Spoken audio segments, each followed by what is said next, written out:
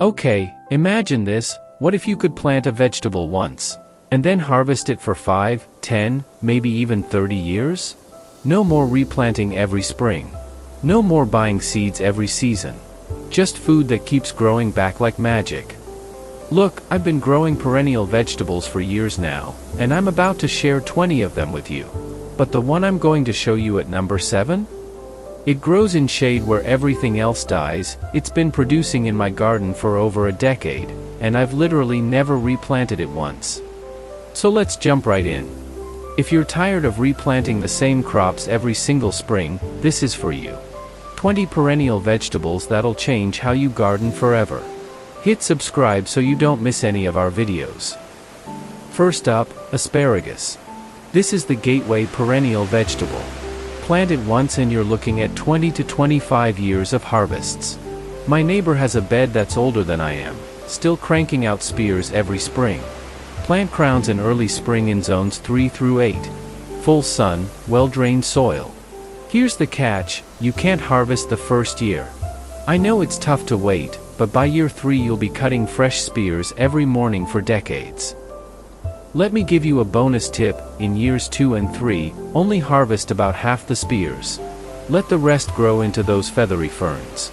They look weird, but they're feeding the roots underground, building up energy reserves for massive future harvests.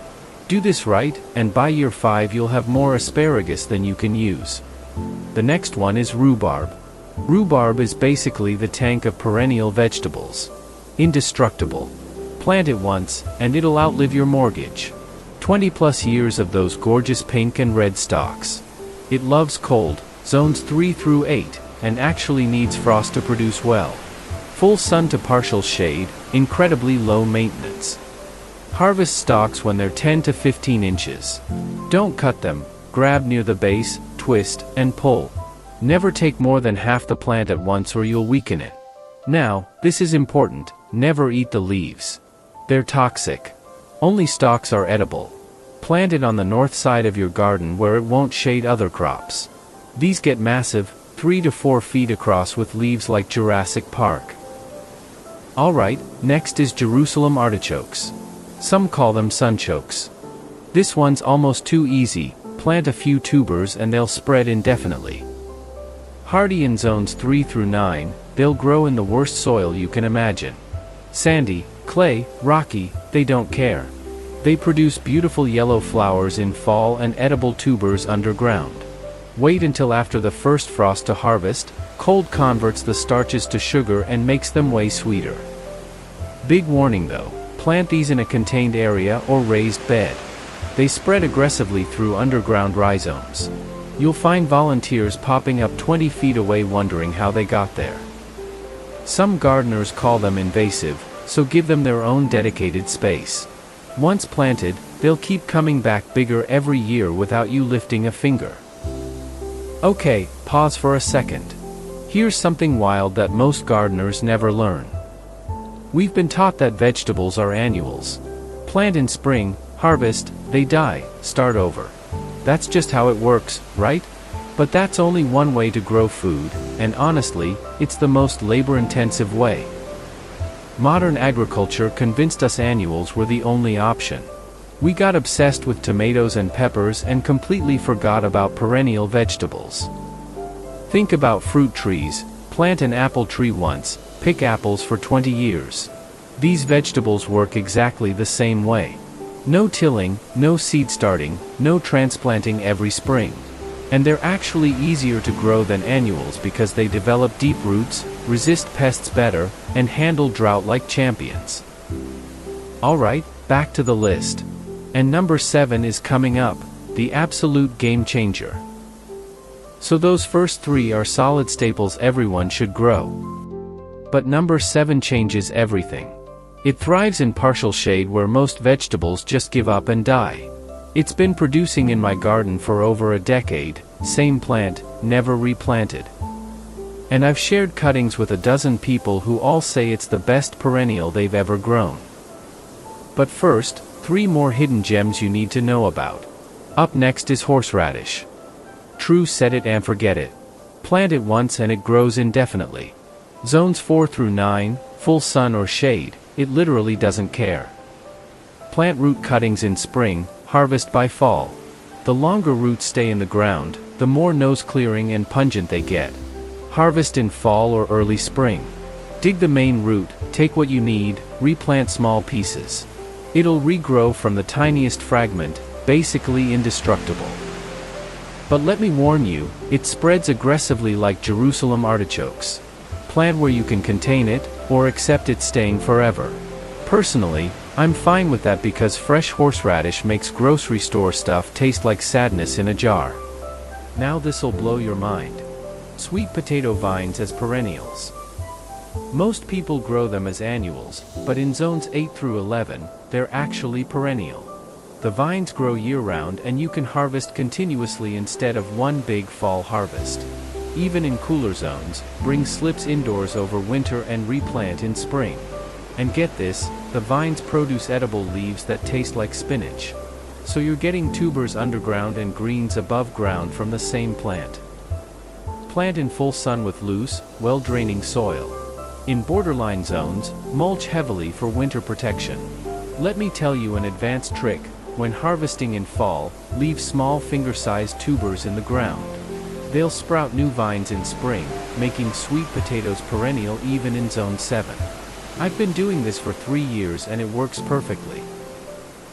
Okay, this one's just weird and I love it. Egyptian walking onions. Instead of seeds, they grow tiny bulbs on top of their stalks. These get so heavy they literally bend the stalk down to the ground and plant themselves. They actually walk across your garden. Over a few years, they'll migrate several feet.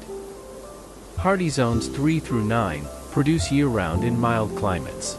You can eat the greens like scallions, underground bulbs like shallots, and top bulbs like pearl onions. 3 different harvests from one plant.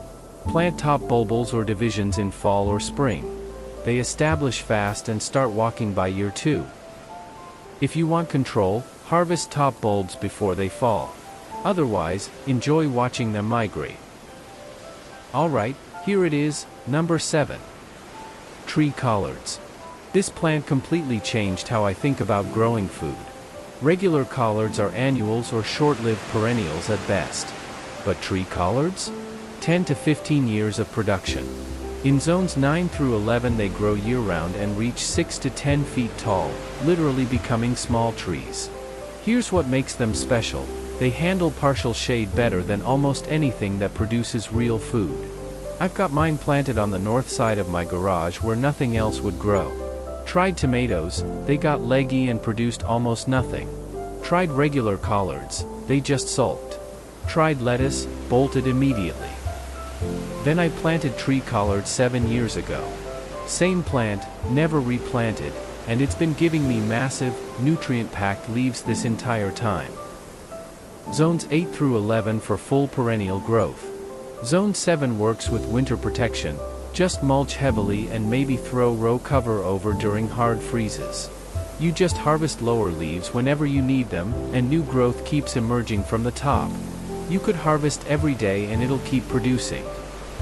Here's the cool part, they don't make seeds. Only way to grow them is from cuttings. Take a 6-inch stem piece, stick it in soil, keep it moist, and it roots within weeks. The success rate is like 95%. Honestly, if you're only trying one thing from this entire list, make it tree collards. Plant once, get greens for a decade. That's the pitch. Moving on, Malabar spinach. Heat-loving vine that's perennial in zones 10 and 11. Even in cooler areas it self-seeds so reliably it acts like a perennial. Thick, succulent leaves taste like spinach with a lemony kick. It climbs, so give it a trellis or fence. Quick tip, pinch back growing tips regularly. This makes it branch out and produce way more leaves instead of just sending out one long, leafless vine. This next one grows in the strangest way. Chayote. Perennial vine in zones 8 and up, one plant gives you dozens of pear-shaped fruits. What's weird? You don't plant seeds. You plant the entire fruit, and the vine sprouts from inside it. It's bizarre to watch. These vines are monsters, 30 feet in a season. Give them strong support because a mature vine with fruit is hundreds of pounds. In zones 9 through 11, the same root system comes back bigger every year. Year 1 might give 20 fruits, year 3 might give 60. You can eat the fruit, young shoots, leaves, and tuberous roots. 4 vegetables in one plant. Up next, Okinawa spinach.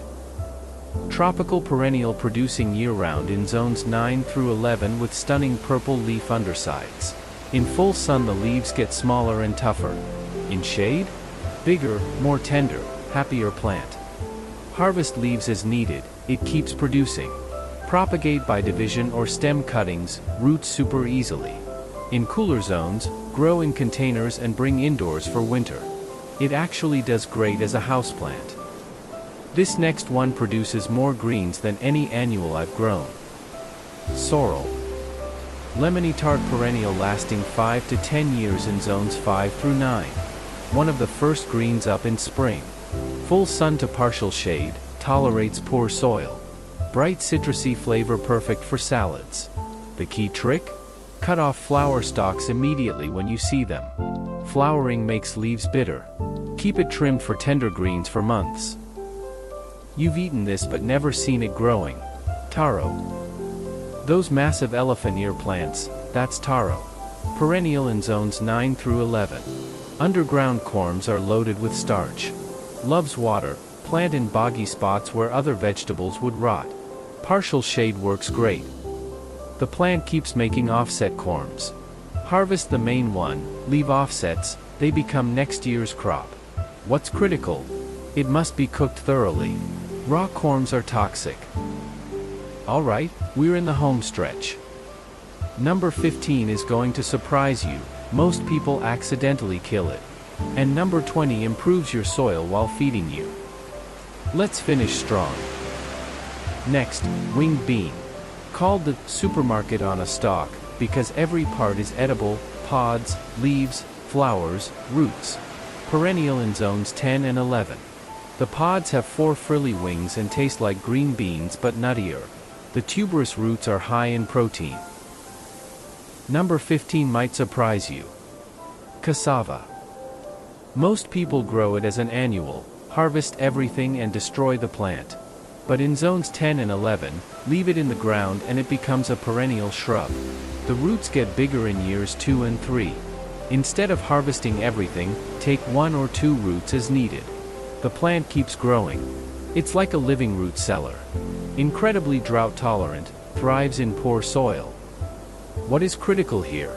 Raw cassava is toxic. Must be peeled and boiled for 20 minutes. Properly prepared, it's safe, feeds 500 million people worldwide. Next is arrowroot, tropical perennial producing starchy rhizomes for gluten-free powder. Perennial in zones 9 through 11, grows in shade and moisture where most crops fail. Here's what's cool, improves with age. Year 2 and 3 rhizomes are bigger and better quality. Partial to full shade, produces for a decade or more. Next, Lego spinach, fast-growing tropical perennial with tender leaves. Perennial in zone 10 and above, grows so quickly it self-seeds reliably in zone 9. Can put on 6 feet in a month. Harvest young leaves and tips, the more you cut, the more it produces. Handles heat that destroys regular spinach. Even if it dies back in winter, dropped seeds germinate everywhere in spring. Next up, bamboo shoots. Yes, bamboo is a vegetable. Clumping varieties are best for home gardens. They stay put and produce dozens of shoots each spring. Hardy zones 5 through 11. Harvest at 6 to 12 inches while tender. Short season but massive yields. But I must warn you, only plant clumping types. Running bamboo can take over properties. Check local laws, some areas ban it. Next is Chaya, the Mayan superfood. Perennial shrub producing protein-rich leaves year-round in zones 9 through 11. Grows 6 to 8 feet tall. Virtually pest-free, drought-tolerant, incredibly nutritious. Critical, must be cooked for 20 minutes. Raw leaves are toxic. Never cook in aluminum pots. Properly prepared, it's exceptionally high in protein, calcium, and iron. Okay, number 20. My personal favorite. It improves your soil while producing food. Here it is. Moringa. The miracle tree. Perennial in zones 9 through 11. Even as an annual it reaches 12 feet in one season. As a perennial, produces year-round. Every part is edible: leaves, pods, flowers, seeds, roots. The leaves are among the most nutrient-dense foods on the planet, more iron than spinach, more calcium than milk, more vitamin C than oranges. But here's why it's my favorite: Moringa is nitrogen-fixing. Its roots improve your soil while feeding you. Plant in poor soil, and within 2 years the area becomes more fertile. Other plants near it grow better. Full sun, well-drained soil, minimal water once established. In frost-prone zones, cut back to the ground in late fall and mulch heavily. It'll regrow from the roots in spring and reach 10 feet again within months. So there you have it, 20 vegetables that keep producing year after year. From asparagus for 25 years, to tree collards in shade for a decade, to Moringa improving your soil while feeding you. Which one are you planting first? Drop a comment and let me know. I read every one and love hearing your garden plans. Don't forget to subscribe. New videos every day on growing smarter, not harder. Thanks so much for watching. And happy growing!